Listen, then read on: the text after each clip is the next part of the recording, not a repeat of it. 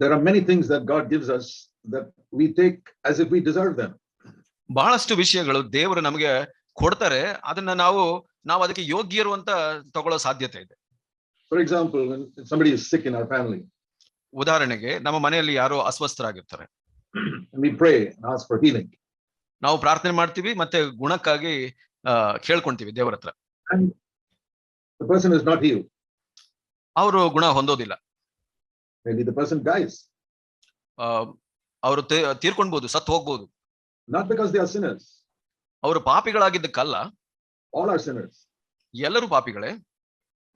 But we don't understand all the reason why God takes away some people at a young age. ನಮಗೆ ಗೊತ್ತಾಗೋದಿಲ್ಲ ಯಾಕೆ ದೇವರು ಕೆಲವರನ್ನ ಯೌವನ ಪ್ರಾಯದಲ್ಲೇ ತೆಗೆದುಕೊಂತಾರೆ ಅಂತ. But then we have a complaint against God. Why didn't you heal my child or my husband or my wife?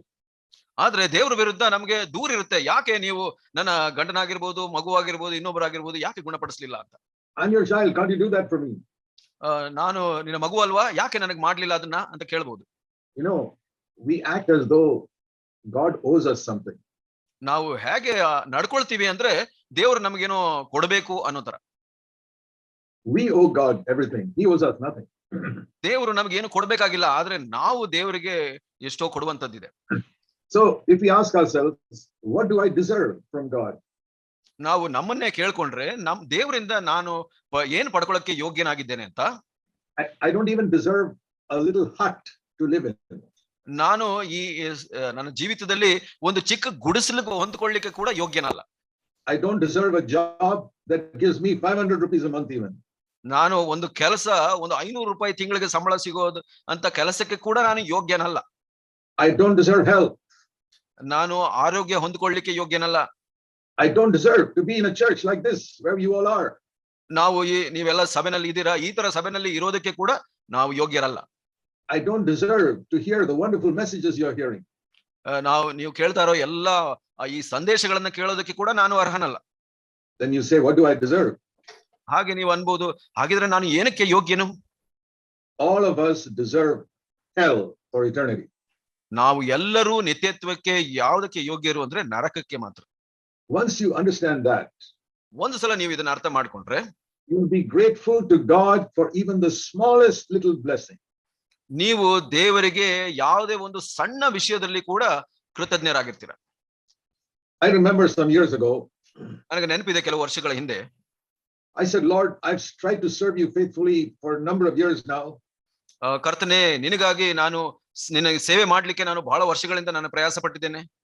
Can't you do this thing for me which I'm asking you? ನಾನು ಕೇಳ್ತಾ ಇರುವಂತ ಈ ಒಂದು ಕೆಲಸವನ್ನು ಮಾಡೋದಿಲ್ವಾ ನೀವು? I was not asking for money or anything. ನಾನೇನು ಹಣಕ್ಕಾಗಿ ಏನು ಕೇಳ್ತಾ ಇರ್ಲಿಲ್ಲ. Some small thing. ಒಂದು ಚಿಕ್ಕ ವಿಷಯ. And the Lord said to me, ಆವಾಗ ಕರ್ತನು ಹೇಳಿದ್ರು, if you come to me saying that you have served me, you'll get nothing. ನೀನು ನನ್ನ ಸೇವೆ ಮಾಡಿದೀನಿ ಅಂತ ನನ್ನ ಬಳಿ ಬಂದ್ರೆ ನಿನಗೇನು ಸಿಗೋದಿಲ್ಲ. Then I realized I have to come to God only on the merit of Jesus Christ my Savior.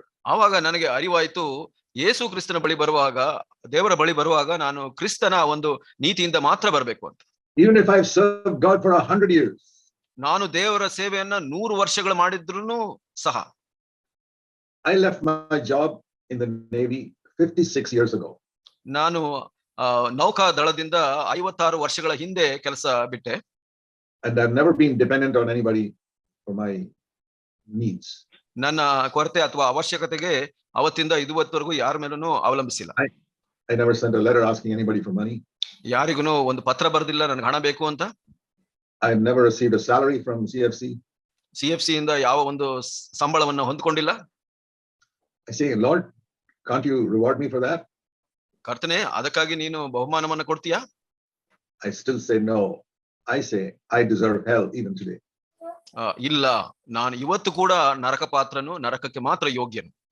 I can't go to the gates of heaven and say I served the Lord faithfully for 56 years. ನಾನು ಆ ಒಂದು ಪರಲೋಕದ ಸ್ವರ್ಗದ ಬಾಗಿಲಿಗೆ ಹೋಗಿ ನಾನು ಇಷ್ಟು ವರ್ಷ ನಂಬಿಗಸ್ತಿಕೆಯಿಂದ ಸೇವೆ ಮಾಡಿದೀನಿ ಅಂತ ಹೇಳಲಿಕ್ಕೆ ಸಾಧ್ಯವಿಲ್ಲ. There are some foolish preachers who think like that.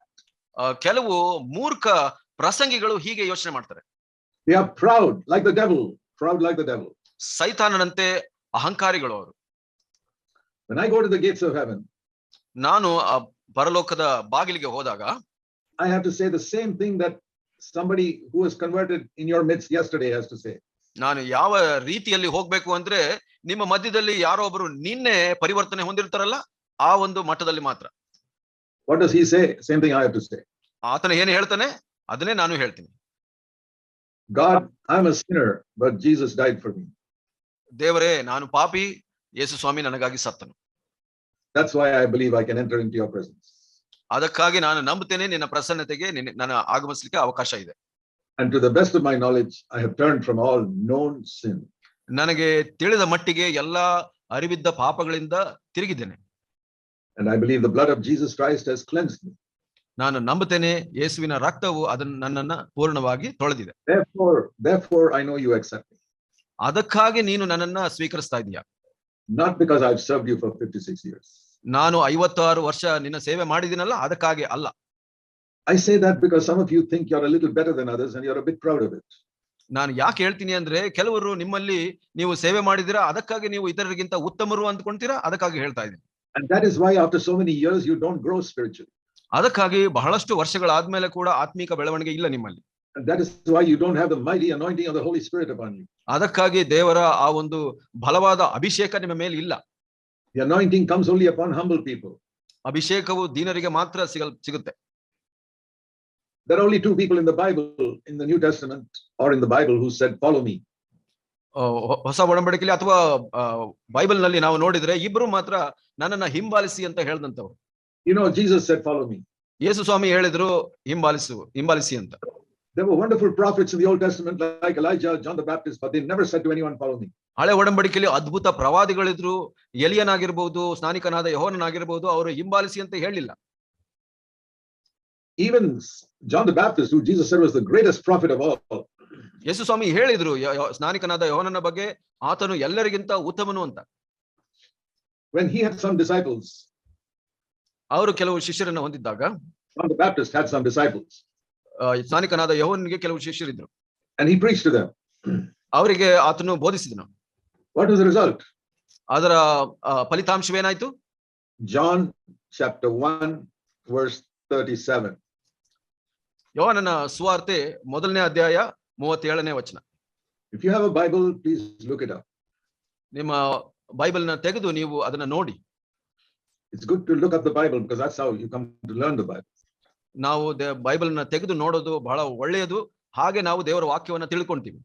It says the two disciples of John the Baptist heard him speak and they did not follow him, they followed Jesus.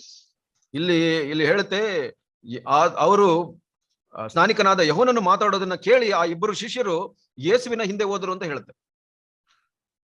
And he was the last prophet in the Old Testament. ಹಳೆ ಒಡಂಬಡಿಕೆಯಲ್ಲಿ ಇದ್ದಂತ ಕಡೆಯ ಪ್ರವಾದಿ ಆತನೇ. Even he could not say, "Follow me." ಆತನು ಕೂಡ ನನ್ನನ್ನ ಹಿಂಬಾಲಿಸಿ ಅಂತ ಹೇಳಲು ಶಕ್ತನಾಗಿರ್ಲಿಲ್ಲ. Jesus was the first person in the Bible who said, "Follow me." ಯೇಸು ಸ್ವಾಮಿಯೇ ಬೈಬಲ್ ನಲ್ಲಿ ಮೊದಲ ವ್ಯಕ್ತಿ ನನ್ನನ್ನ ಹಿಂಬಾಲಿಸಿ ಅಂತ ಹೇಳಿದ ಆತನು. All the other prophets only said, "Listen to me. I'll tell you what God says." ಎಲ್ಲ ಇತರ ಪ್ರವಾದಿಗಳು ಹೇಳಿದ್ರು ನಾನು ಹೇಳೋದನ್ನ ಕೇಳಿ ನಾನು ಹೇಳ್ತೀನಿ ದೇವ್ರು ಏನು ಹೇಳಿದ್ರು ಅಂತ ಅಷ್ಟೇ ಹೇಳಿದ್ರು. But Jesus not only said, "Listen to me," he said, "Follow me." ಯೇಸು ಸ್ವಾಮಿ ನನ್ನನ್ನ ಕೇಳಿ ಅಂತ ಮಾತ್ರ ಹೇಳಿಲ್ಲ, ನನ್ನನ್ನು ಹಿಂಬಾಲಿಸಿ ಅಂತ ಕೂಡ ಹೇಳಿದ್ರು.